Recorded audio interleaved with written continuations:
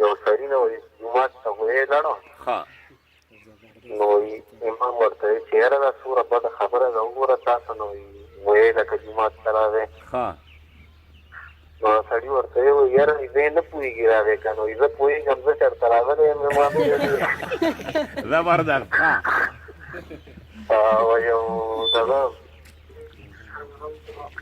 هلک سکول کې مس ورته وایي یاره د دونه چې جو لرې کړي نو څه راځي هغه ورته وایي یاره په دې سوال مې پوه نه شوم مس ورته وایي فرض که تا سره دوه روټۍ دي که نه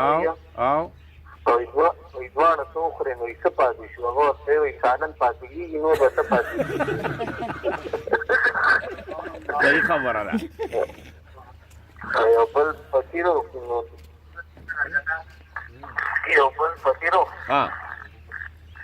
نو هغه په بازار کې یو کس ته وایي یاره یو 100 روپۍ راکړه وایي په ګرلفرینډ باندې وایي چای څښم